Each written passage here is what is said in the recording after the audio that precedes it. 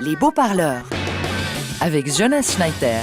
Et ce dimanche matin avec Marie Fourquet, Slobodan Despot, Michel Odetta, notre invitée est la journaliste Béatrice Guelpa. Elle sort le livre Chez le Veto, recueil de chroniques écrites depuis la salle d'attente d'un vétérinaire en Suisse romande. Et votre portrait est signé Carlos Enriquez. Miaou. Non, Jonas. Carlos aura la première de la revue vaudoise ce jeudi à Montreux. Vous pensez bien qu'il a d'autres chats à fouetter? Oh, Miaou. bravo. C'est pas très gentil de fouetter des chats. Miaou.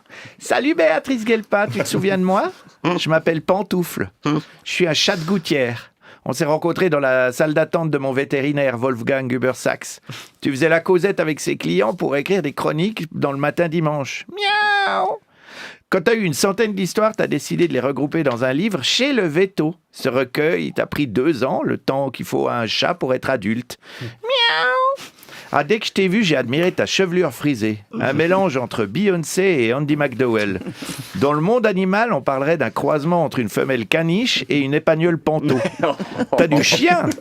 On te remarquait en salle d'attente. T'étais la seule sans animal. Et avec un bloc-notes. Tu dis que tu aimes quand les gens te parlent avec leurs tripes. Moi, je préfère quand ils parlent avec leur bouche. Question d'haleine.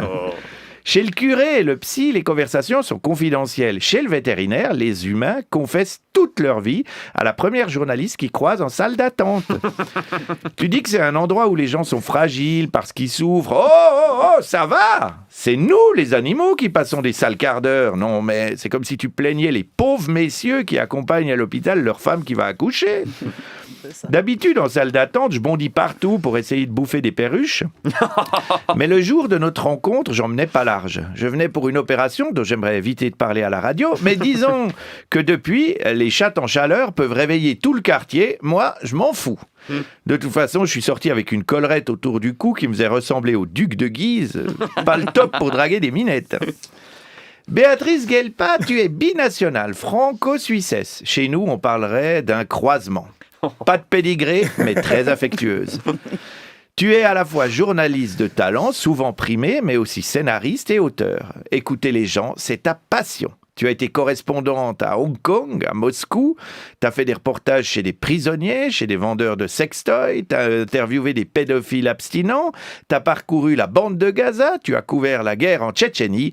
Et aujourd'hui, tu es correspondante dans la salle d'attente de mon vétérinaire. Comme quoi, en mûrissant, on prend moins de risques. Quoique, dans les salles d'attente, c'est pas si safe. Entre les serpents enrhumés, les chiens énervés, les perroquets misogynes, les rats et les piqûres euthanasiantes, faut faire gaffe où on laisse traîner ses doigts.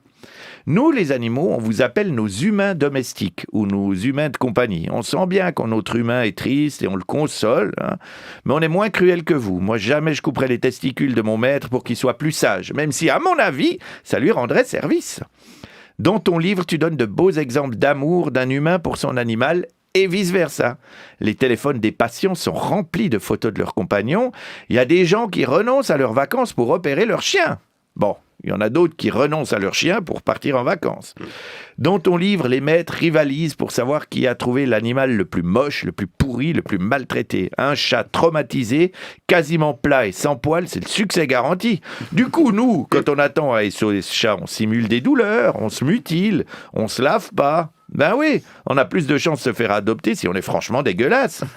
J'ai un dernier conseil pour ceux qui ont des animaux. Dès que vous sentez que votre animal n'est pas en forme, allez consulter votre vétérinaire. Ben, en s'y prenant à temps, le gars qui avait un pangolin malade nous aurait évité bien des tracas.